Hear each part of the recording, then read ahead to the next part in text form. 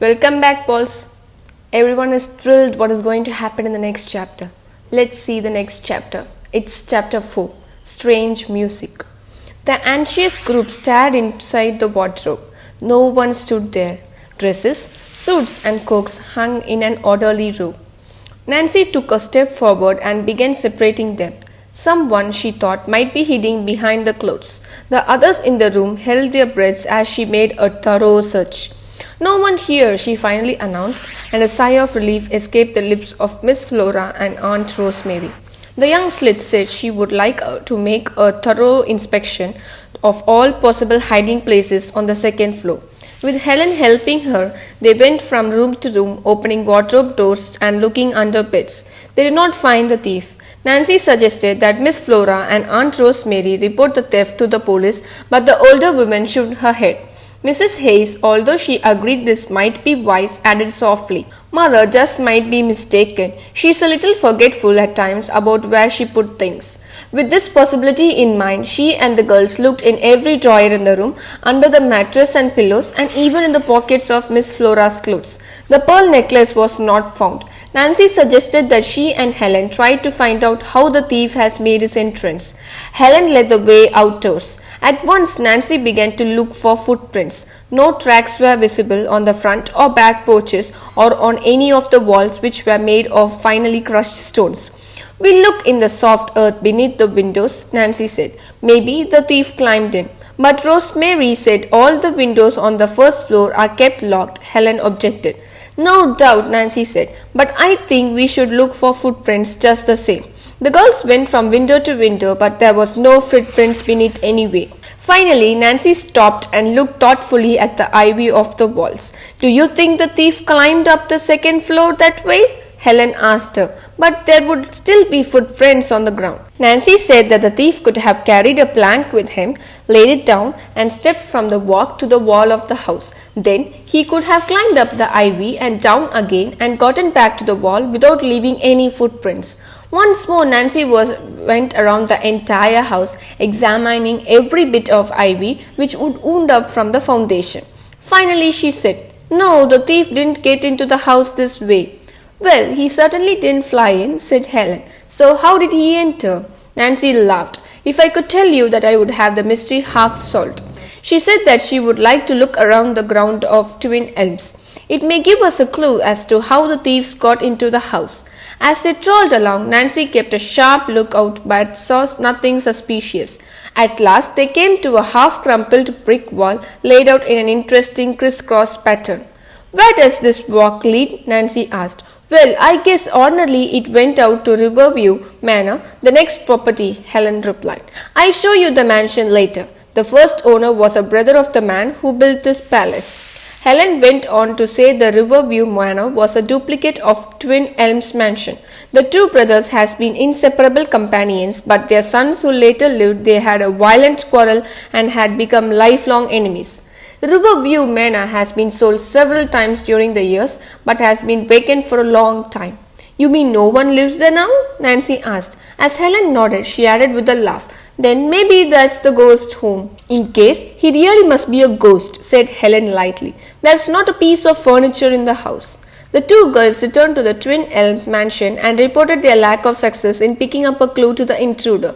Nancy, recalling that many colonial houses had secret entrances and passageways, asked Miss Flora, "Do you know of any secret entrance to your house that the thief could use?" She said no, and explained that her husband had been a rather recent person and had passed away when Rosemary was only a baby. "It's just possible he knew of a secret entrance, but did not want to worry me by telling me about it," Mrs. Turnbull said. Aunt Rosemary, sensing that her mother was becoming alarmed by the questions, suggested that they have lunch. The two girls went with her to the kitchen and helped to prepare a tasty meal of chicken salad, biscuits, and fruit gelatin.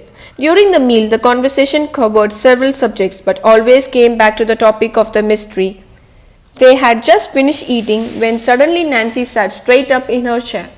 "What's the matter?" Helen asked her. Nancy was staring out the dining room door towards the stairway in the hall. Then she turned to Miss Flora. "Did you leave a radio on your bedroom?" "Why, no. Did you, Aunt Rosemary?" "No, neither Mother nor I turned out radios on this morning." "Why do?" She stopped speaking for now. All of them could distinctly hear music coming from the second floor. Helen and Nancy were out of their chairs instantly. They dashed into the hall and up the stairway. The music was coming from Miss Flora's house, and when the girls rushed in, they knew indeed that it was from her radio. Nancy went over to examine the set. It was an old one and did not have a clock attachment with an automatic control. Someone came into this room and turned on the radio, she stated.